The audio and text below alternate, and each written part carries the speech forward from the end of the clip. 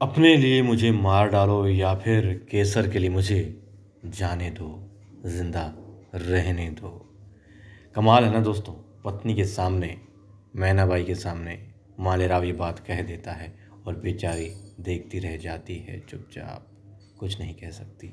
और इससे बढ़कर और क्या दुख दर्द तकलीफ हो सकती थी मल्हार राव सूबेदार जी को कि उनके अपने लोग ने कह देते हैं कि तमाम उम्र जो आप कमाते रहे हो, लगता है कि सब गवा रहे हो। जी हाँ दोस्तों। और इसलिए मल्हार राव सूबेदार को कहना पड़ता है कि बरसों से दिन रात जा करके मेहनत करके जो इज्जत कमाई थी, मालेराव ने एक रात में गंवा दी है। वो रात आ चुकी है और इज्जत जा चुकी है। तब देवी लगती नहीं, ऐसा नहीं होगा, वचन देती है। नमस्कार दोस्तों, पुण्य श्लोक के शो में आज हमने यही देखा। हमने देखा दिलहर तुको जी घोड़े पर जा रहे होते हैं और बातें यही हो रही होती हैं कि जो कुछ हुआ है वो नहीं होना चाहिए था। आखिर इस तरीके से कैसे आग की तरह ये बात फैल गई है, दूर दूर तक गाँव में पहुँच गई है और पुनः दरबार तक भी इसकी भनक लग गई है। कैसे हो सकता है? देवी अहिल्या कहती है कि कुछ भी हो, केसर ऐसी नहीं है, क्योंकि इंसान का चरित्र कैसा है आंखें बता देती हैं और इतना अनुभव तो हमें है। तो केसर ऐसी बातें नहीं उछाल सकती, वो किसी को नहीं बता सकती। अब तो जी कहते हैं हो सकता है, आखिर फिर कौन करेगा भला? फिर उसने नहीं बताया तो कैसे पता लगा दूसरे गांव वालों को? अब देवी अहिल्या देखती है कुछ लोग आए हुए होते हैं, महिलाएं होती हैं, बच्चियां होती हैं, वो लोग हाथ जोड़ते हैं और देवी पूछती क्या बात है, बताते हैं कि मालेराव होलकर जो कर रहे हैं तो हमें हमारे बच्चियों के भविष्य को लेकर चिंता हो गई है और फिर तो खुले घूमेंगे, उन्हें मौका मिल जाएगा, खुला मैदान मिल जाएगा। जो साहूकार हैं, जागीरदार हैं, थोड़ा रसूख रखते हैं उन लोगों को। देवी अहिल्या कहती है ऐसा नहीं होगा, आप चिंता मत कीजिए। तभी आ जाते हैं, जी हाँ, पूना के कुछ अधिकारी और तो कुछ देखते हैं, कहते हैं ये लोग यहाँ कैसे। अब वो भी उतरते हैं घोड़े से और देवी अहिल्या भी उतरती है, तो वो जो उतरते हैं और फिर वो हाथ जोड़कर कहते हैं कि प्रणाम स्वीकार कीजिए छोटी रानी, लेकिन जो कुछ यहाँ पर हो रहा है होना नहीं चाहिए था। हमें खबर मिली है मालेराव कुछ ऐसा कर रहे हैं जो कि अनैतिक है। वो कहती हैं ऐसा कुछ भी नहीं है। कहते कोई बात नहीं, चलो आइए छावनी में चल के बातें करते हैं। अब छावनी में पहुँच जाते हैं और वहाँ, जी हाँ, मालेराव होलकर नशे में होता है। अब उसकी और अब केसर आती है, केसर उसे, जी हाँ, जाम भर के पिलाती है तो वो पीता नहीं, फेंक देता है। फिर वो कहती है क्या क्या करती है और वो आपके लिए, क्योंकि उसने जो परिधान पहना है वो केसर जैसा ही है। वो मैनाबाई जो पहना करती थी वो नहीं होता है। उसे लुभाने की कोशिश कर रही होती, कहती नाचती है वो आपके लिए, मैं भी नृत्य करूँगी। वो नृत्य करती है, खूब नाचती है, घुंघरू टूट जाते हैं, मगर मैना थकने का नाम नहीं लेती।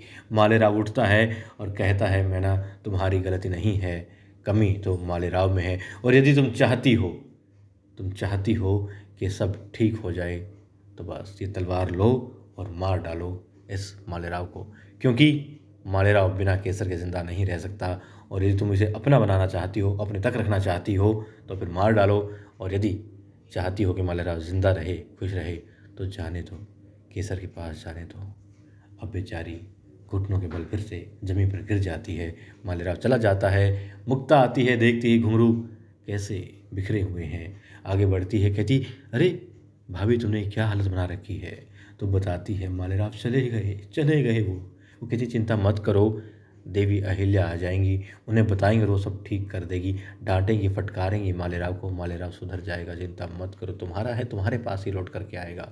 और फिर वहाँ दिखाते हैं एक संदेश वाहक आता है, मल्हार राव सूबेदार जी को बताता है कि देवी अहिल्या को पूना से कुछ अधिकारी आए, उन्होंने छावनी में रोक लिया है। अब मल्हार राव सूबेदार जी जाना चाहते हैं, मगर वो तुम्हारी साहिब रोकना चाहती, कहती है घर की बात है घर पर ही निपटा लो, बाहर मत जाइए। वो कहते हैं कि ये तो बाहर ही निपटानी पड़ेगी, क्योंकि अब उपचार इसका करना ही पड़ेगा जो बीमारी मालेराव ने फैलाई है। चले जाते हैं और पूना के अधिकारी बताते हैं कि मल्हार राव सूबेदार जी आप पर बहुत विश्वास था और जो कुछ हो रहा है उचित नहीं है। मालवा में ही मालवा की बहु बेटियों की इज्जत दांव पर लगी है, अच्छी बात नहीं है।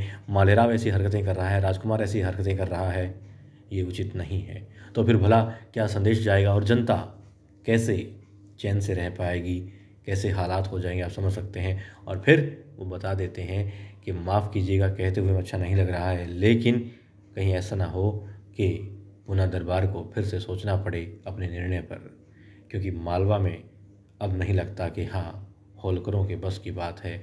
होलकरों के राज्य में, होलकरों के छायों तले होलकरों की जनता, मालवा की जनता सुख शांति से है। अब देवीला कहती है, अब चिंता मत कीजिए, हम सब ठीक कर देंगे और ये सिर्फ एक भ्रम फैलाया गया है, कहानी आपको बताई गई है, हकीकत ये नहीं है। वो कहते हैं जो भी है, जो वातावरण बना हुआ है उसे ठीक कीजिए। चले जाते हैं, मल्हार और सुरारी बैठ जाते हैं और कहते हैं ये ठीक नहीं हो रहा है। बरसों में हमने जो मेहनत की, दिन रात मेहनत की, इज़्ज़त कमाई है और मालेराव ने पल में गंवाई है। तो जी कहते हैं ऐसा कुछ भी नहीं है। कहते हैं नहीं, ऐसा हो चुका है, वो रात आ चुकी है और मालेराव ने सब कुछ ख़त्म कर दिया। वैसा कर रहा है, सोचा नहीं था। और अब हरकुबाई कहते हैं अब चिंता मत कीजिए, सब ठीक हो जाएगा। मल्हार और सुरारी कहते हैं जो अपना ही सिक्का खोटा हो तो भला हम किसी दूसरे को क्या कह सकते हैं। दिला कहती है कि मैं वचन देती हूँ आपको, ठीक कर दूंगी इस पूरे मसले को। कहते हैं वचन तब दो जब उसे निभा पाओ अहिल्या। अब वो वहाँ से चले जाते हैं, हरकुबाई और गंगूबा को साथ में ले जाते हैं। देवी और तुकोजी अब केसर के पास उसके घर जाते हैं और वहाँ केसर पहले ही अपने गाँव वालों के साथ में बातें कर रही होती हैं। वो पूछ रहे होते हैं कि आखिर कैसे हुआ, क्या हुआ, सब बताओ हमें। मालेराव की बदनामी हो रही है, वो तुम्हें बदनाम कर रहा है, आखिर क्या मसला है। वो बताती है थोड़ा बहुत, फिर कहती है क्या आखिर आप लोग इतना क्यों महत्व दे रहे हैं इस बात को, क्यों जानना चाहते हैं, हमारी आपस की बात है और मालेराव ने मुझे छला नहीं है, धोखा नहीं दिया है। और बाहर खड़ी देवी अहिल्या इस बात सुन रही होती हैं और वो लोग देख लेते हैं, इसलिए कहते हैं कि नहीं, उसने मतलब तुम्हें झूठ बोला, तुम्हें धोखा दिया, तुम्हें पता नहीं था कि वो राजकुमार है, तो झूठी हुई ना।